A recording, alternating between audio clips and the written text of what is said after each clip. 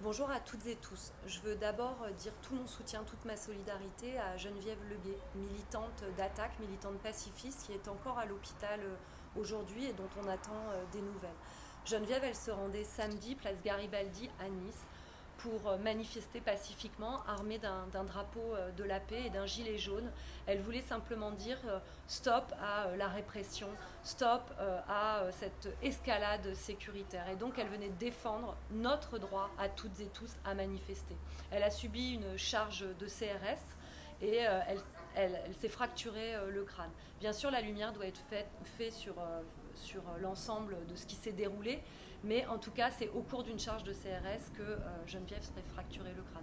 Alors, pour lui souhaiter un prompt rétablissement, comme je le fais là, Emmanuel Macron a pris la parole ce matin, ce lundi, mais en même temps qu'il lui souhaitait ce prompt rétablissement, eh bien, il a dit aussi que finalement Geneviève, vu qu'elle a 73 ans, elle ferait mieux d'être ailleurs, et puis qu'elle devrait être plus sage. Moi, je crois que la sagesse, elle vient du côté de Geneviève, parce que la sagesse aujourd'hui dans une démocratie, c'est de défendre à tout prix cette liberté à manifester.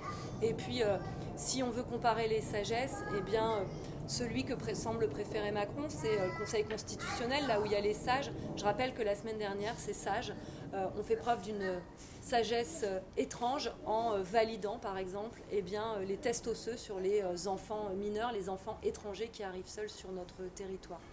Alors, dans cette période où on a vu des mutilations, des arrestations, comme très rarement, même comme très peu dans l'histoire, un mouvement social a connu, et face à cette escalade sécuritaire où le gouvernement a décidé d'envoyer l'armée, il faut rappeler que quand on envoie l'armée, c'est qu'on considère qu'on a un ennemi. Après la loi anti-casseurs qui tente de mettre un trait d'union entre manifestants et casseurs, eh bien, il faut que toutes et tous, on puisse ensemble dire ce refus de cette escalade sécuritaire et cette volonté de pouvoir jouir de la liberté de manifester. C'est pourquoi il y a 30 organisations la semaine dernière qui se sont unies pour porter ce cri de colère, mais aussi ce cri d'espoir.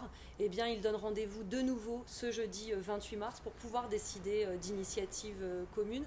Pour Geneviève, pour notre liberté, pour la démocratie, eh bien, je vous invite chacune et chacun d'entre vous à saisir ce rendez-vous.